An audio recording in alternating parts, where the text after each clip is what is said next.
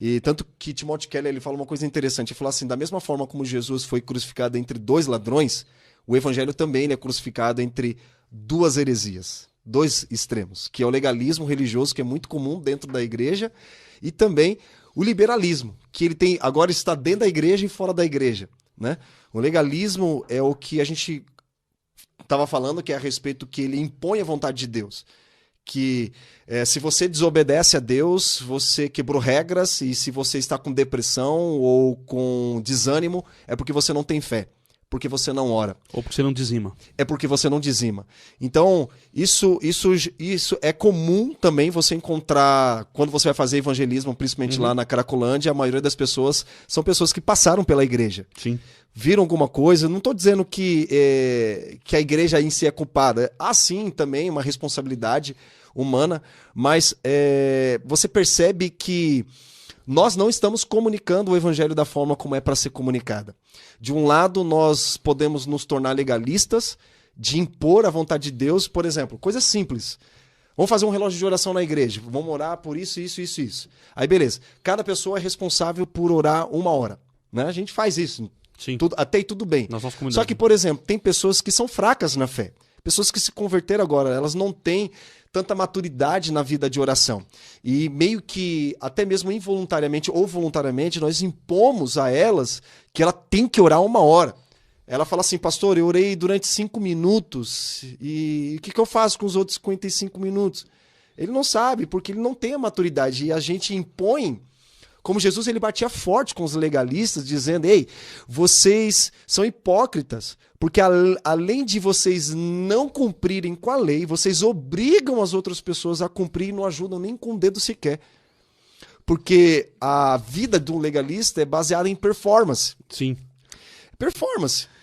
Ele não condena a vida de oração, mas ele nos traz a prática correta da oração, como por exemplo, não sejam como os hipócritas, porque eles gostam de orar em pé na sinagoga, eles gostam de serem vistos. Então Jesus, ele não condena a prática, as disciplinas espirituais, mas nós podemos usá-las de forma para se tornar legalista. Por exemplo, aquele outro lá, o fariseu, que sobe no templo. Ele confessa o pecado do outro. Não sou como... Eu dou meu dízimo, eu oro, eu faço isso, eu faço aquilo outro, e não sou como esse publicano. Então, o que a gente percebe que o legalismo, a base dele é no que eu faço, na minha performance. E nós aprendemos que a graça não é pelo que você faz, é pelo que Jesus já fez na cruz.